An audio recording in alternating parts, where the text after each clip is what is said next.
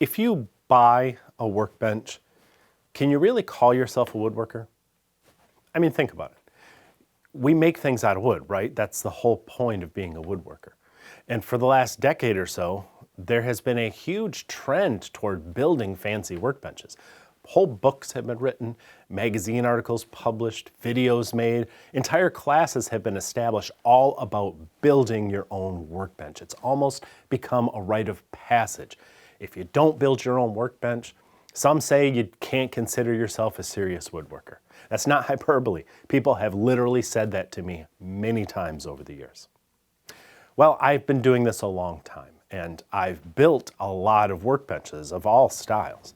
I've taught others how to make workbenches, from everything from expensive hardwood to recycled construction lumber. So I'm no bench snob, but I've also owned some high-end commercially made workbenches. And some of the finest woodworkers I've known have actually preferred commercial workbenches, while others have preferred homemade ones. Why?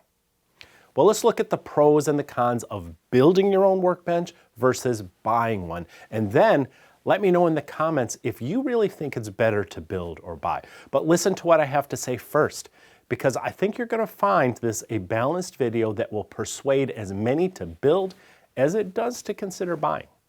But first, we have to clarify something. Any flat surface can be a workbench, but woodworking, especially with hand planes and hand saws and other hand tools, is best done with a proper woodworking bench. And I'll explain why as we go along, including some of the special features that you're really going to want whether you build or buy a workbench. Woodworkers have been building their own tools of every kind for centuries. Some of my first woodworking machines were made from Gill-built hardware kits like these. They were very popular in the 70s and 80s. And over the years, I've made all sorts of homemade tools, from dovetail machines to horizontal routers, drum sanders, even bandsaws. And I've made hand tools like knives and chisels and marking gauges and router planes. In fact, among my favorite books is John Wilson's Making Wood Tools. I even have some tools that John made for me before he passed a few years ago. So I admit there's a lot of satisfaction to be had from making any sort of tool yourself, including a workbench, and that's something you gotta consider before you buy. You also should consider that a good woodworking bench has to be rock solid. If it wobbles or racks, it's actually robbing you of energy that should be transferred into the wood rather than the bench itself. A lot of traditional benches utilize complex joinery like dovetails and mortise and tenon joints, so it functions as if it's one solid piece of wood. This complicates any DIY build, and I think that scares a lot of DIYers away from homemade workbench projects, or at least it causes them to build much simpler benches that in the end don't function as well.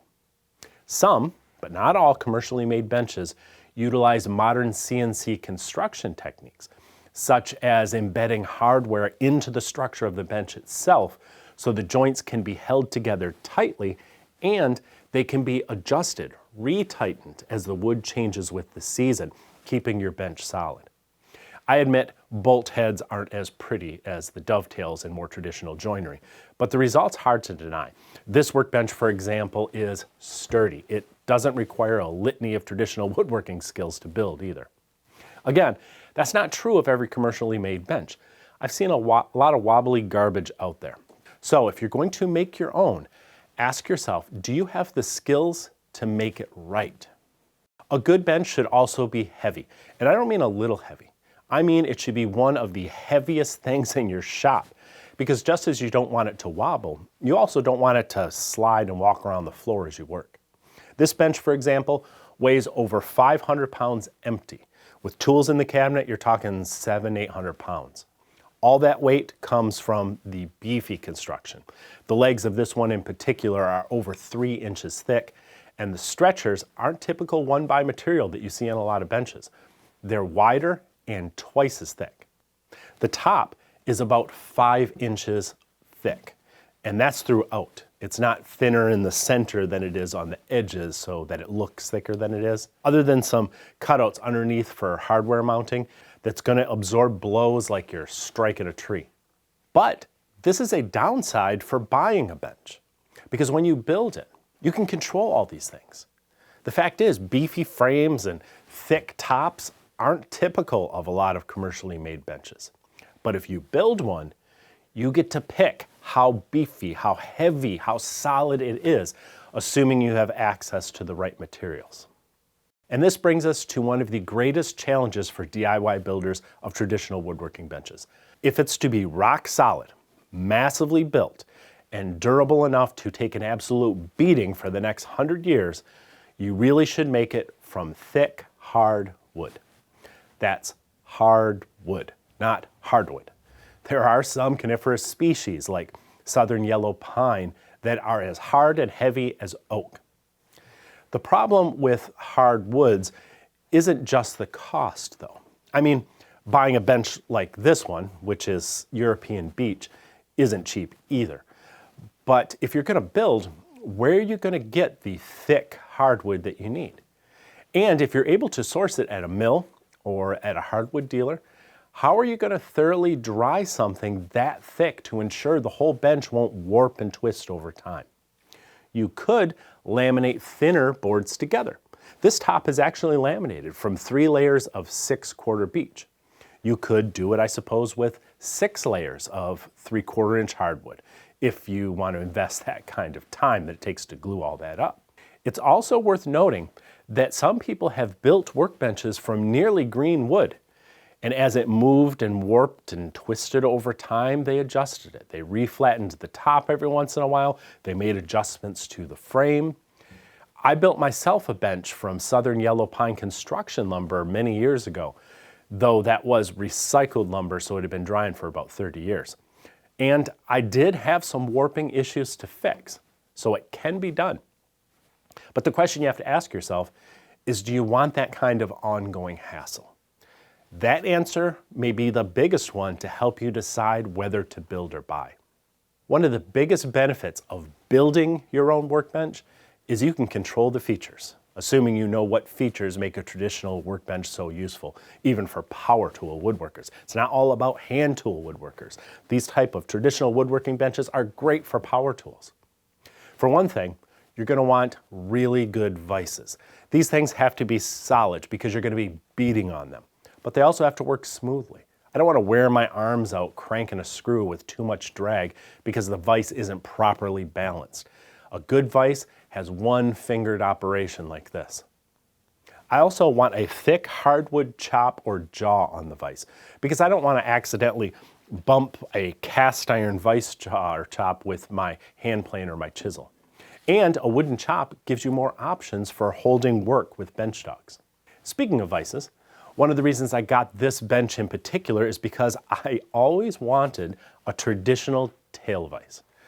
These are fantastic for work holding on the top of a bench and on the face of the bench. They can also be used to hold leg stock and other common furniture parts while you shape them. You can build this sort of vise with a kit if you're making your own bench, but they are a little tricky to get right and a lot of them sag over time. This one is rock solid and I don't know, maybe I'm a traditionalist, but I love the thing. Dog holes are another one of the things that sets a traditional woodworking bench apart from modern work surfaces.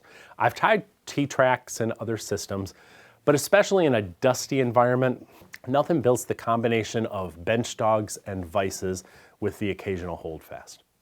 Putting these holes in a bench you built yourself is definitely possible, but it's going to be more challenging than a lot of folks expect because they have to be perfectly perpendicular to the bench top to work properly. Unless you're really good with a drill by hand, you're going to want some sort of jig. And don't forget, you're going to want them in the top and in the legs for the most work-holding options. Dog holes can also be used for other bench accessories. Really, the possibilities are endless whether you build or buy. I think the pros and the cons for building versus buying are about equal. It really depends on where you'd rather spend your time and money. Like many of you, I have the ability to make a solid workbench. I've done it several times. And every time I did, I ended up saying, you know, next time I'm going to add this feature or make this design change. So the time eventually came when I said, you know what, I'm just going to buy a bench that I really want and then use it to make the things that I want to make more than I want to make a workbench. It doesn't mean I'm not a real woodworker. We don't have to make everything. There are lots of wooden things in your house that you bought because you were more interested in spending the little bit of time that you have in the shop on projects that you wanted to build more. For me, that included a workbench. Now, many of you may have noticed that this is my second commercially made workbench. What happened to the Joburg's bench that I had for about a decade? I still have it. It's on the other side of the shop. Still a great bench, and I don't regret getting it at all. But this workbench is better in my opinion. The frame is significantly heavier. The top is a lot thicker, nearly 1.5 inches thicker at the center. It has a traditional tail vise, which is something I always wanted, and the dog holes are 3/4 of an inch, so it fits more accessories than the 1-inch holes on the other bench. This bench is also bigger overall, but it was a bit more expensive. And on a more personal note, I used to know a bunch of people over at Joburg's in Sweden, great people, but everybody I know has either retired or left. I don't have that connection to them anymore. So when I knew that I wanted a second bench in the shop, I just felt like it was a good time to look at another option. And this is the one I chose. I have not regretted it at all. If you prefer to build your own bench, I totally get that. There are a lot of good reasons to do so, as I've gone over in this video. In fact, I have a tutorial that will help you build a dirt cheap but still very capable traditional woodworking bench on my website out of construction lumber. I'll link to it below.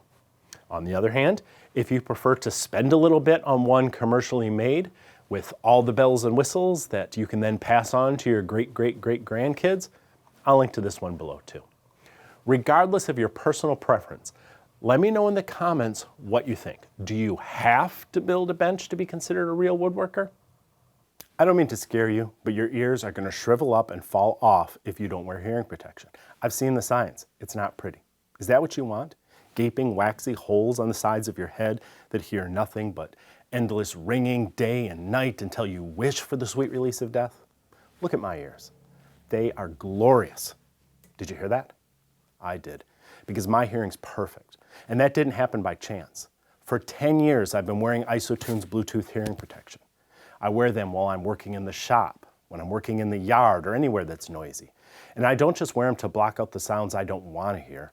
I also wear them to listen to music or audiobooks, podcasts, ocean sounds while I drift off to sleep. That way, if I do have to jump up to make one quick cut, I'll automatically be protected. I also like that they come from a small family business in Indiana. Here's the IsoTunes team. Look at their faces. Have you ever seen a healthier group of ears in your life? That's why I've recommended IsoTunes for the last decade. So stop putting it off. Use my discount code to save yourself some money and to save your hearing before it's